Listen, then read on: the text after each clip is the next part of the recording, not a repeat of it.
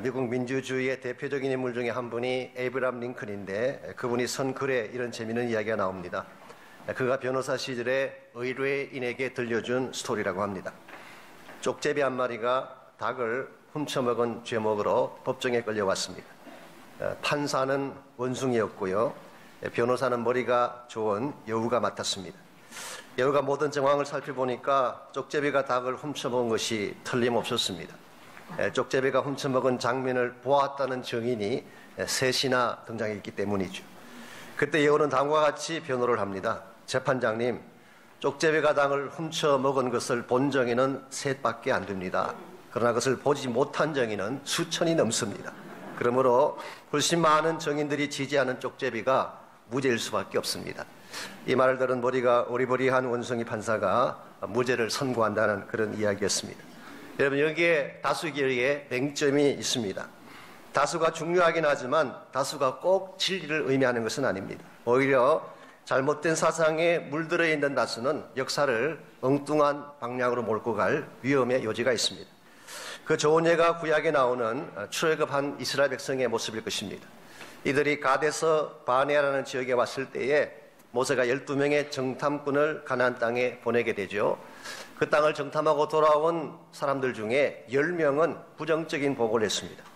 그 땅 주민은 강하고 성읍은 견고하고 우리는 메뚜기 같은 존재이기 때문에 우린 절대 이길 수가 없습니다. 그러므로 애굽으로 돌아가야 합니다. 그들의 보고는 굉장히 현실적이었어요.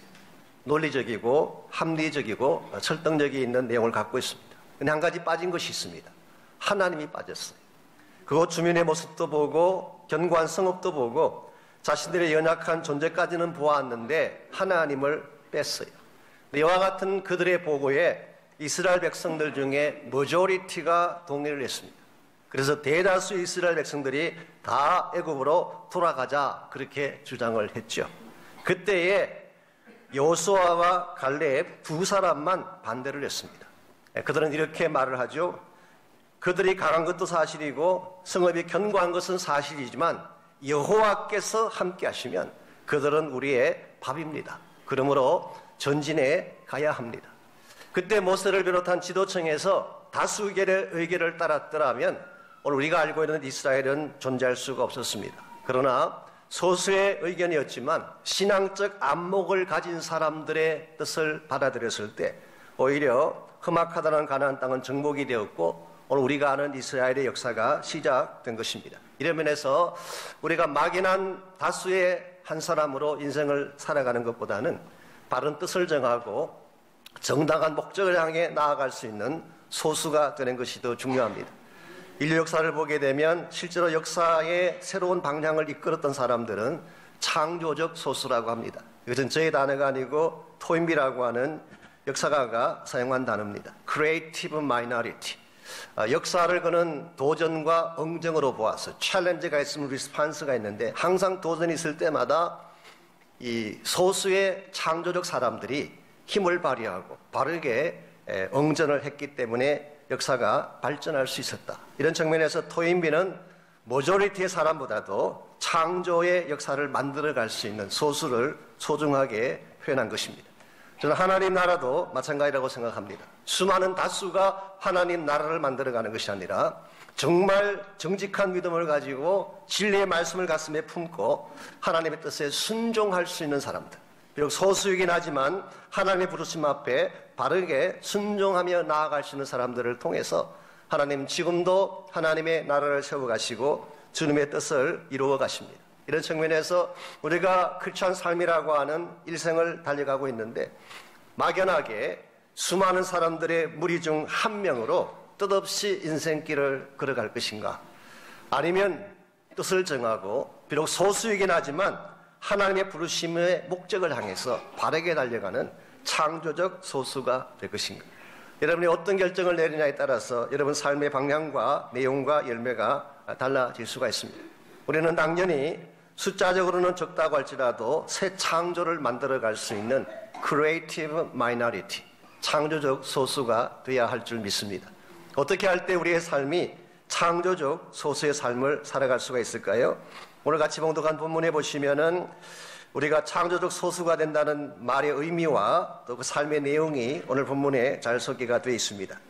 이 다니엘서 11장 말씀은 지난주에 이어서 다니엘이 보았던 네 번째 환상, 즉 마지막 환상의 내용을 우리에게 소개하고 있습니다. 전반적인 내용은 전쟁에 관한 것입니다. 실제로 오늘 이 성경을 자세히 보면 주전 5세기부터 약 3세기까지 일어났던 근동 지역의 역사를 제법 디테일하게 오늘 성경이 여러분과 저에게 소개하고 있습니다. 우리가 잠깐만 앞으로 가서 2절과 3절 말씀 보시면은 오늘 이 모든 역사적 사건의 배경이라고 할 수 있는 내용이 간략하게 요약되어 있습니다. 2절 말씀, 이제 내가 참된 것을 내게 보이리라.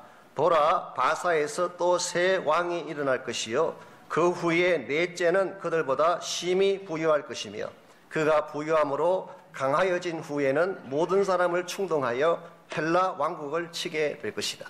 여기에 등장하는 바사 제국은 말씀드린 것처럼 페르시아 제국을 말합니다. 그리고 네 번째 왕은 누구를 말할까요? 역사가들에 의하면 크세스 왕이라고 합니다. 미국식으로 발음하면 칵서스라고 하는 그런 발음을 가지고 있는 왕입니다.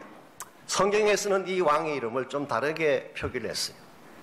아하스웨로라고 표기를 했습니다. 우리가 너무나 잘 아는 에스더 이 왕비의 남편 되는 사람이 아하스웨로 왕이었죠.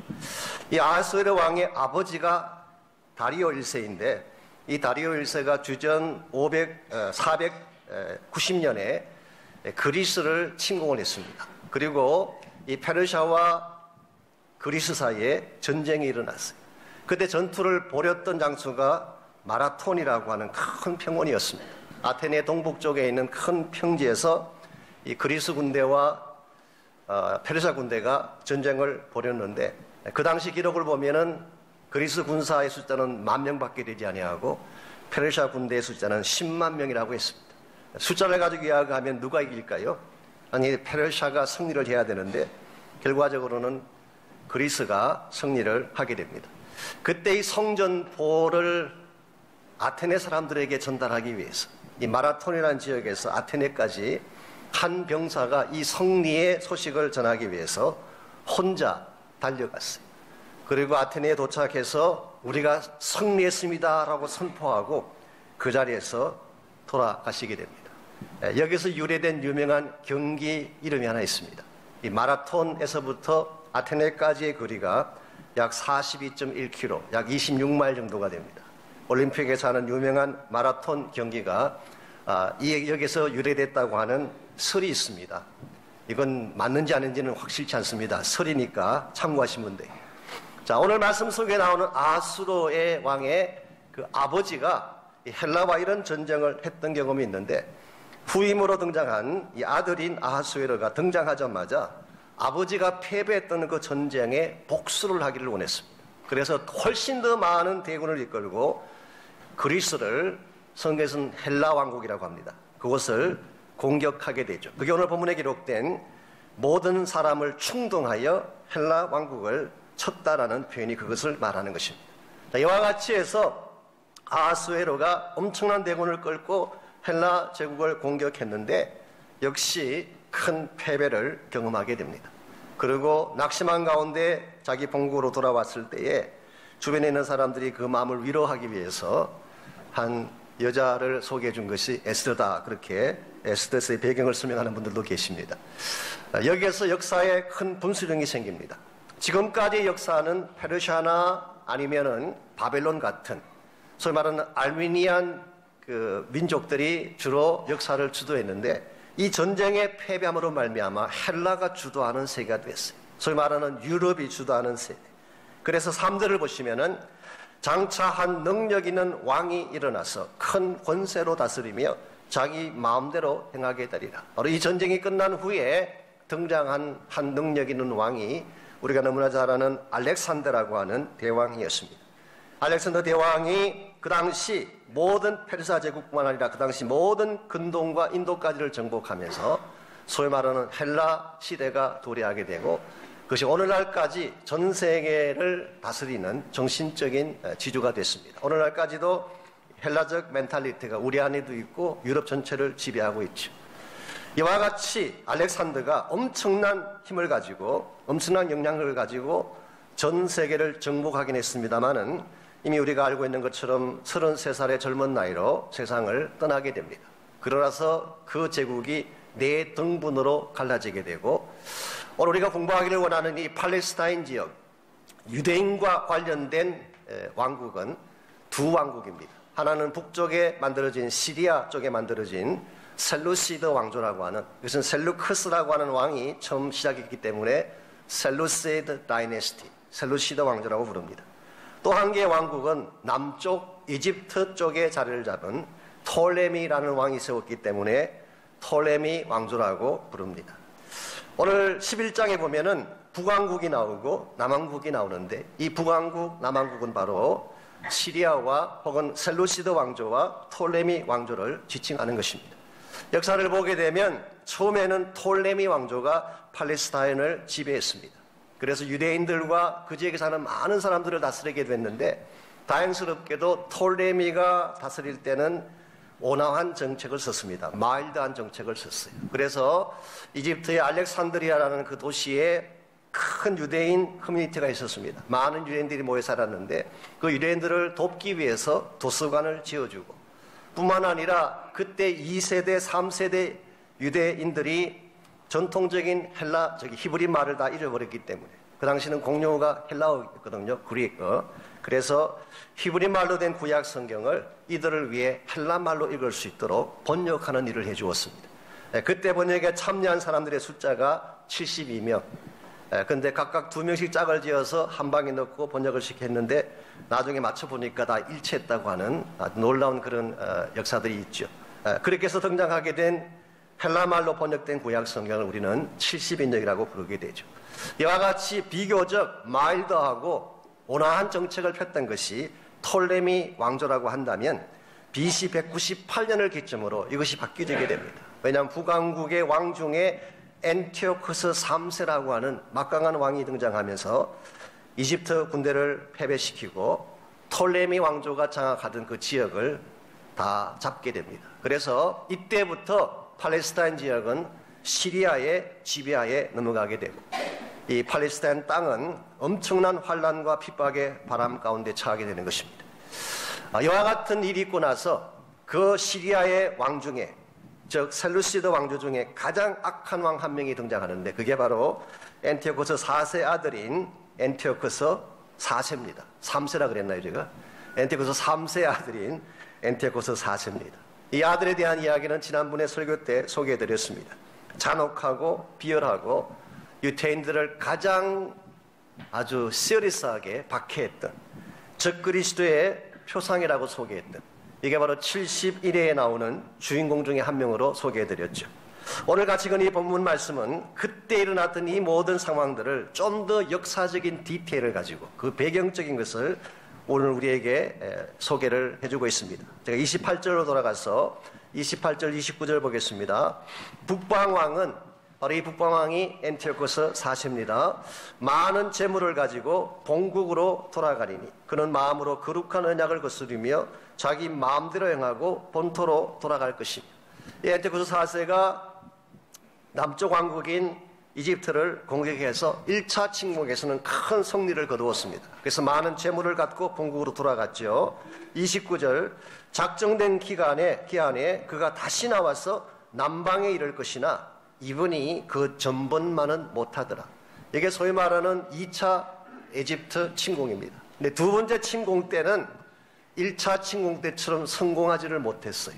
도중에 되돌아오게 됩니다. 왜 되돌아오게 됐는가? 이유가 30절에 나와 있습니다. 이는 기띔의 배들이 이르러 그를 칠 것이기 때문이다. 기띔이라는 이 장소는 사이프러스라고 부르는 장소입니다. 그 사이프러스라는 그 지역에는 큰 해군 함대가 있었는데 그 함대를 다스리는 사람들이 로마 사람들이었습니다. 그래서 이 기띔의 배들이라고 하는 이 표현은 사실은 로마의 침공이라고 말할 수가 있어요. 그래서 엔티오쿠스 4세가 한참 애굽을 치려고 할 때에 로마인들이 중간에 방해를 하게 되면서 사실은 로마 장군에게 굉장한 모욕을 당하게 됩니다. 정말 차마 입에 담지 못할 정도로 굉장한 모욕을 겪고 안티오쿠스 4세가 자기 본국으로 돌아오는 길에 예루살렘을 다시 한번 공략을 한 것입니다. 그게 분노하였고 그가 낙심하고 돌아가면서 이 표현이 그 뜻인 것입니다. 이와 같이 로마 사람들에 의해서 아주 모욕적인 창피를 당하고 그가 본국으로 돌아가는 길에 예루살렘에 들려서 우리가 알고 있는 말로 다 할 수 없는 가증한 일을 행하게 되는 것입니다. 그는 돌아오면서 제사를 폐지하고 성전을 회파시켜버리고 돼지 피를 뿌리고 심지어 지성소 안에 주피터 신상을 세우고 자기의 모양을 한 그런 신상을 세워서 하나님을 모독을 했습니다. 그리고 유대인들로 하여금 제사도 지나지 못하게 하고 안식일도 금지시키고 할례도 폐지시키고 여기에 불순종하는 사람들은 참혹할 정도로 비참하게 죽이는 이와 같은 박해를 가한 것입니다. 이렇게 되자 팔레스타인에 살고 있던 머저리티의 사람들, 대다수의 사람들은 이 핍박 앞에 굴복하고 하나님을 버리고 우상을 섬기든지 돼지 피를 먹는 자들로 전락하게 된 것입니다. 그래서 대다수의 팔레스타인 지역의 사람들이 다 하나님을 버리고 떠나간 이 시점에서 등장한 소수의 무리들이 있습니다. 그것이 바로 32절에 기록된 내용입니다. 그가 또 언약을 배반하고 악행하는 자를 속임수로 타락시킬 것이나 오직 자기의 하나님을 아는 백성은 강하여 용맹을 떨치리라. 백성 중에 지혜로운 자들이 많은 사람들을 가르치게 될 것이다. 여기에 소개된 하나님을 아는 백성, 용맹한 사람들, 그리고 지혜를 가지고 수많은 사람들을 가르칠 이 사람들, 이 사람들을 우리는 흔히 헤스딤이라고 부릅니다. 경건한 자들이라고 표현합니다. 이들의 숫자는 많지 않았어요. 소수에 불과했습니다. 그러나 대다수의 사람들이 다 하나님을 버리고 이 시리아를 향해서 이방 쪽을 향해서 몸을 굽히고 타락하며 나아갈 때에 하나님을 붙들고 진리를 부여잡고 끝까지 그들을 대적했던 사람들, 이들이 소위 말하는 남은 자들이고 작지만 새로운 창조를 만들어갈 창조적 소수가 된 것입니다. 결국 하나님은 이들을 통해서 장차 성전을 회복하게 하시고 성전을 청결케 하신 후에 우리가 이미 공부한 것처럼 하누카라고 하는 수전절이라고 하는 절기까지 제정하게 해주셨습니다. 예나 지금이나 이것은 동일한 현상입니다. 세상을 따라가는 대다수의 사람들이 있어요. 세상 문화를 좋아하고 세상적인 것을 추구하기 위해서 살아가는 머저리티의 사람들이 있습니다. 우리가 만일 그들의 대다수가 세상을 따라가기 때문에 우리도 아무 뜻 없이 그들을 따라가게 되면 우리는 무기력하고 무능력한 존재로 끝나는 것입니다. 그러나 온 세상이 하나님을 떠나가고 대다수의 사람들이 진리를 떠나가도 끝까지 진리를 붙잡고 하나님을 위해서 바로 설 수 있는 자가 될 때, 즉 창조적인 소수가 되어져서 하나님이 기뻐하시는 올바른 일을 행하기 시작할 때 이와 같은 자들을 통해서 하나님의 나라가 확장되어지고 새로운 역사들이 만들어지기 시작하는 것입니다. 여러분과 저는 이 땅을 살고 있습니다.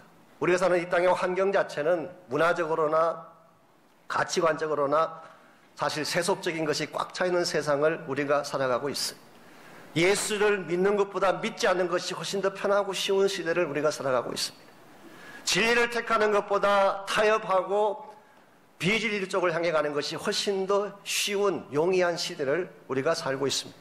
이와 같은 때에 이와 같은 세속적인 흐름을 거스리고 진리 편에 서서 하나님의 뜻을 위해서 비록 숫자는 적고 그것 때문에 손해는 볼지라도 창조적 소수가 될 수 있을 때, 그때 하나님은 이런 자들을 통해서 새 일을 시작하십니다.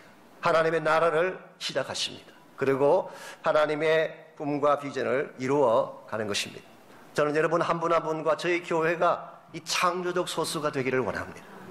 그냥 세상 따라 흘러가는 무리가 아니라 하나님이 사용하실 만한 창조적 소수가 되어서 하나님의 뜻을 집행하고 하나님의 영광을 만들 수 있는 사람들. 우리가 어떻게 하면 이 혼탁하고 어지러운 시대 가운데서 믿음 버리지 않고 숫자적으로는 작지만 바로선 창조적 소수로 인생을 살아갈 수가 있을까요? 오늘 본문에 보시게 되면 이 안티오코스 4세 시대 때에 그들을 대항하고 이 모든 세상적인 흐름을 거절했던 소수의 무리들이 택했던 삶의 몇 가지 특징이 오늘 본문에 나와 있습니다. 이것을 우리가 하나씩 정리해 보게 되면 창조적 소수로 살려면 무엇이 필요한지를 알 수가 있습니다. 첫 번째로 필요한 것이 깊은 영성입니다. 하나님과의 깊은 관계가 이루어지지 아니하면 이 악한 세대 가운데서 창조적 소수로 설 수가 없습니다. 32절을 계속 보십시오. 대다수의 사람들은 언약을 배반하고 악행하며 속임수로 타락하지만 오직 자기의 하나님을 아는 백성은 그랬어요. 여기에 일반적인 머저리티와 창조적 소수를 구분하는 기준이 뭡니까? 하나님을 아는 백성. 여기서 하나님을 안다는 의미는 하나님과 관계를 맺는다는 뜻입니다. 하나님을 알되 깊이 알고 하나님을 만나되 깊이 만나는 영성. 이게 소위 말하는 창조적 영성인 것입니다. 실제로 오늘 본문을 기록한 다니엘의 케이스를 생각해 보면 다니엘은 암담한 시대에 태어났습니다. 그리고 이방 땅에 포로로 끌려갔지 않습니까? 다니엘이 이방 땅에 끌려간 이후로 지금까지 모든 분위기나 환경은 이방 문화였어요. 앞뒤 좌우 어디를 둘러봐도 바벨론 사람들, 바벨론 문화, 바벨론 가치관이 꽉 차 있는 그런 환경 속에 살았어요.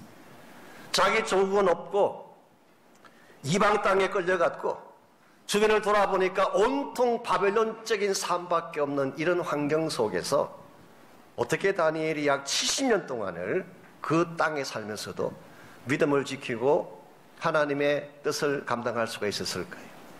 그 비결은 딱 한 가지입니다. 다니엘에게는 기도의 골방이 있었기 때문에. 여러분들 영성이라고 하는 것은 하루아침에 만들어지지 않습니다. 회막을 통해 숙성되어져 가는 것입니다.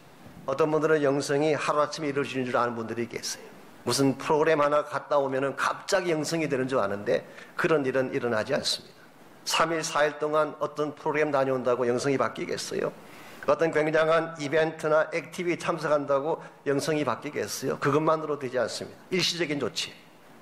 진정한 영성의 숙성은 회막을 통해서 이루어집니다. 여러분에게 회막이 있어야 돼요.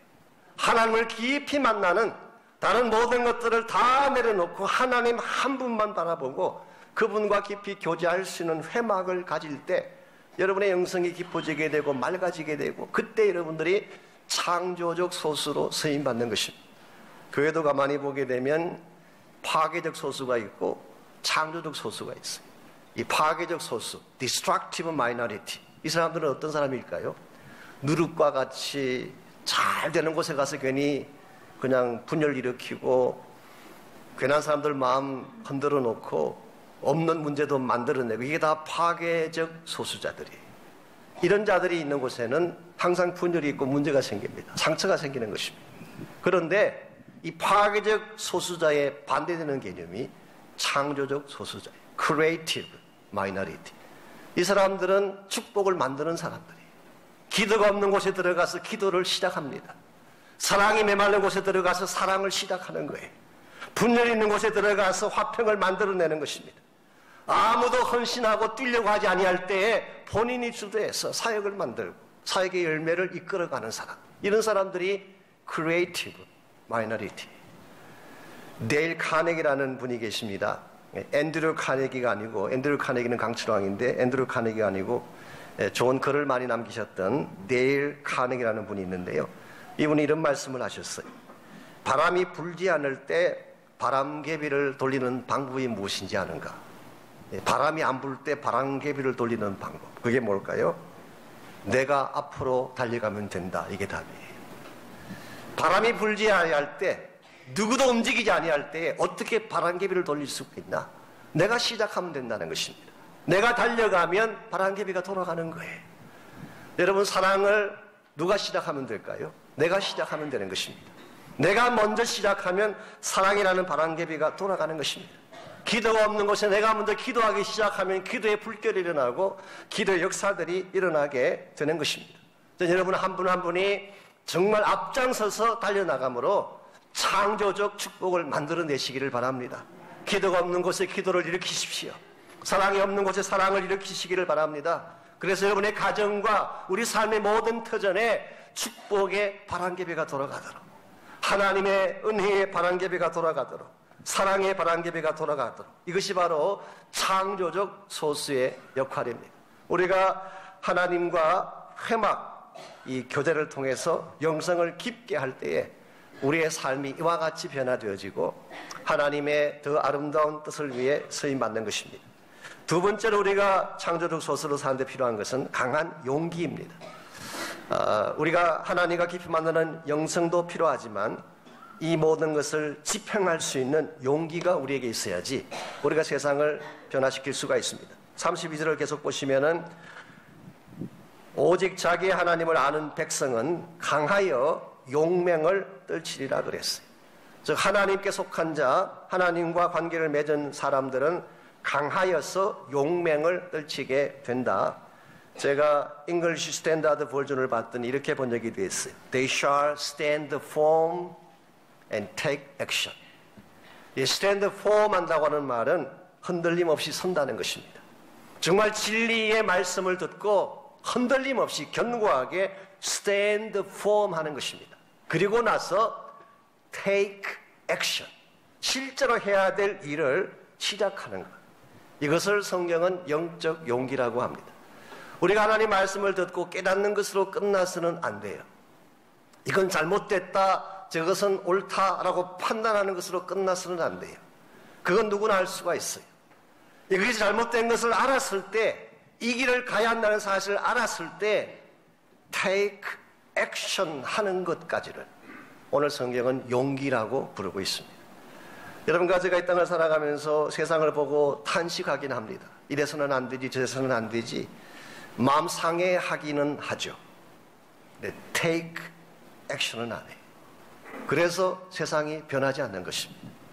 오늘 여러분과 제가 이 땅을 바꾸기를 원한다면 우리 마음속에 진리에 대한 깨달음도 필요하지만 이걸 깨달은 후에 이것을 행할 수 있는 용기가 있어야 돼요. 지난 화요일 10월 31일 그날이 무슨 날인지 혹시 아시나요? 미국 사람들의 대다수는 그날을 할로윈 데이로 지켰어요. 이상한 옷 입고 다니면서 귀신 모양하고 밥 사 먹고 그러면서 살았던 이상한 날이 있습니다. 할로윈 데이로 지켰어요. 근데 사실은 그날이 종교개혁 500주년을 기념하는 날이었어요. 500주년. 네, 정확하게 500년 전인 1517년 10월 31일 마르틴 루터가 비텐버그 사실은 학교죠. 성당이기도 하지만 그 대학에 95개 조항을 내걸면서 레포메이션이 시작이 됐습니다. 여러분, 이와 같은 개혁을 시작하는 것이 쉬운 일이었을까요? 절대로 쉽지 않습니다. 그 당시 전 세계가 로만 캐톨릭에 지배하에 있었어요. 당시에 교황청이 모든 주권을 가지고 있어요. 사람을 죽이고 살리는 것 교황청에 달려 있었어요. 이 막강한 권세를 가진 카탈리시즘, 이와 같은 막강한 힘을 가진 교황청에 대해서 감히 against하고 잘못을 지적한다고 하는 것은 있을 수가 없는 시기였습니다. 바로 이와 같은 때에 일개 수도사에 불과했던 마르틴 루터가 멍커였어요. 그리고 기껏해야지 한 대학교에서 강의하는 교수 주제에 뭘 바꿀 수가 있겠어요. 아무런 권력도 없고 힘도 없는 그런 일개 초라한 수도사에 불과했는데도 불구하고 그는 그 거대한 로만 캐톨릭의 부패성을 지적하며 종교개혁을 선포했습니다. 제가 역사적 기록을 보니까 1521년도에 이 루터를 재판하기 위한 모임이 이 보룸스라고 하는 곳에 WORMS입니다. Diet of Worms. 신학에서 공부할 때 이 worms가 원래 지렁이잖아요. 이 지렁이 잡아먹는 식탁인가 그렇게 생각했는데 그게 아니고 독일 말로 Diet of Worms. 보룸스라는 곳에 모이는 일종의 국회 비슷한 그런 모임입니다. 거기에 마르틴 루터를 불러놓고 조헨 에크라고 하는 사람이 루터가 지금까지 썼던 모든 책과 문서들을 다 테이블 위에 올려놓은 후에 수많은 사람들이 지켜보는 가운데서 질문했어요. 이것이 당신의 쓴 것이 맞느냐? 그때 루터가 예스라고 했어요. 또 묻습니다. 아직도 여기에 기록된 내용들을 당신이 주장하겠는가? 그 말은 계속해서 계획을 하겠는가 그 뜻이. 여기서 만일 예스하면 어떻게 될까요? 그 순간 루트의 생애는 끝나는 것입니다. 그래서 이 조한 에크가 지금이라도 리켄트하면, 내가 만일 이것을 번복하고 돌이키면 없던 것을 해주겠다 이야기를 했어요. 그때 루트가 다음과 같이 답변한 것으로 기록이 되어 있습니다. 저는 하나님 말씀 앞에서 저의 양심을 팔 수 없습니다. My conscience is captive to the word of God. 나의 양심은 하나님 말씀에 붙들려 있습니다. So I cannot and will not recant anything. 이 가운데 어느 것 하나도 나는 취소할 수 없고 돌이킬 수 없습니다. 그리고 그가 하늘을 향해 외쳤던 유명한 기도문이 남아있지 않습니까? Here I stand. 주님, 내가 여기 있었습니다. I can do no other. 달리 할 수 있는 일이 저에게는 아무것도 없습니다. Oh my God, help me. 하나님, 나를 도와주십시오. 이 기도를 끝내고 그는 파문당했어요. 그리고 그 즉시 선포되기를 He was declared outlaw. 이 불법자로 그는 선언이 됐습니다. 그 말의 뜻은 모든 법적 조치를 거둔다는 뜻입니다. 누가 마틴 루터를 죽여도 괜찮아요. 모든 보호권을 다 벗겨버린 것입니다. 마틴 루터는 자기가 지금까지 가졌던 모든 명예와 모든 지위와 모든 생명에 대한 보호권이 날아가는 것을 알면서도 Here I stand. 하나님, 내가 여기 있었습니다. 내가 하나님 때문에, 나의 양심 때문에, 말씀을 저버릴 수 없는 나의 이 마음 때문에 하나님 앞에서는 이것 취소할 수가 없습니다. 나를 도와주십시오. 이와 같은 루트의 용기가 오늘 기독교를 만든 거예요. 지난 500년 역사 가운데에 우리 기독교가 발전하기 시작하고 복음이 증거되기 시작하고 오늘 저희 교회가 되기까지의 모든 과정 속에 이와 같은 용기 있는 사람들의 선포가 있었어요. 여러분과 제가 이 용기를 본받아야 되지 않겠습니까? 우리에게 이게 너무 부족해요. 저를 포함해서 이 세대를 사는 많은 그리스도인들이 너무 몸을 도사리고 있습니다. 잘못된 것을 알면서도 침묵합니다. 나에게 손해가 올까봐, 나에게 불이익이 찾아올까봐 우리는 알면서도 말하지 않습니다. 우리가 정말 이 시대를 바꾸기를 원한다면 창조적 소수가 되어야 됩니다. 적지만 손해볼 수 있겠지만 그러나 진리를 위해 바로 서고 복음을 위해 바로 설 수 있는 사람, 이런 자가 될 때에 하나님 우리를 통해서 이 시대를 바꾸어 주시고 하나님의 새로운 역사의 창을 열어주십니다. 우리가 창조적 소수로 살려면 1차적으로는 하나님을 알아야 돼요. 하나님과 깊은 만남을 통해 여러분 모두에게 회막 기도의 처소가 있기를 바랍니다. 회막이 있어야 돼요. 두 번째는 용기 있게 나설 수 있는 믿음이 필요합니다. 마지막 세 번째로 바른 안목을 가져야 됩니다. 이 시대와 미래를 바라보는 바른 안목입니다. 33절을 보겠습니다. 백성 중에 지혜로운 자들, 바로 이 자들이 창조적 소수입니다. 헤스팀이라고 부르는 사람들이었죠. 이 사람들이 많은 사람들을 가르칠 것입니다. 그 당시에 정말 핍박의 그 환란 가운데서 감히 진리를 가르친다는 것은 있을 수가 없는데도 불구하고 이 소수들이 많은 사람들을 가르칠 거예요. 그런데 그들이 칼날과 불꽃과 사로잡힘과 약탈을 당하여 여러 날 동안 몰락하리라고 했어요. 우리가 창조의 소수가 되어서, 창조적 소수가 되어서 하나님의 진리를 전하게 되면 1차적으로 찾아오는 것은 핍박입니다. 칼날을 맞게 된다. 불꽃 가운데 들어가게 된다. 체포당하고 약탈당하는. 우리가 1차적으로는 우리가 창조적 소수로 살아가게 되면 우리 immediately는 손해도 보고 빼앗기기도 하는 것입니다. 그러나 35절을 볼까요? 또 그들 중 지혜로운 자 몇 사람이 몰락하여 우리 중에서 연단을 받아 정결하게 되며 희게 되어 마지막 때까지 이르게 하리니 이는 아직 정한 기한이 남았기 때문이라. 분명히 immediately는 핍박을 당합니다.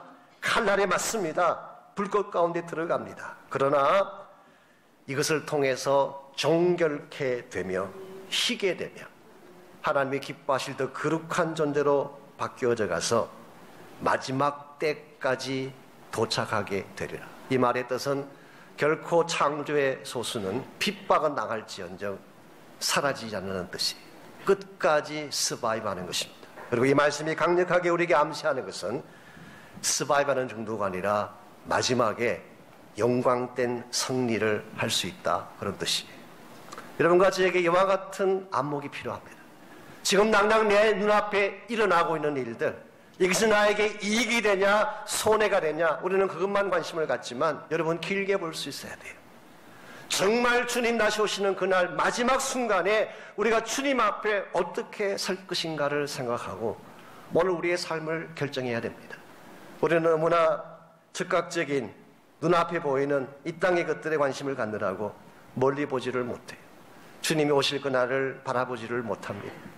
우리가 내 눈앞에 있는 것을 넘어서서 정말 길게 보고 멀리 보고 더 멀리는 예수 그리스도 강림하실 그날을 바라보며 정말 살아가야 될 올바른 이유를 알고 그 뜻을 향해 나아갈 때 우리가 한 번을 살아도 바르게 살아갈 수가 있고, 우리 삶을 통해서 우리의 삶의 발걸음이 닿는 곳곳마다 새로운 창조의 역사가 일어나고 복음의 역사가 일어나고 하나님의 기뻐하는 일들이 벌어지게 되는 것입니다.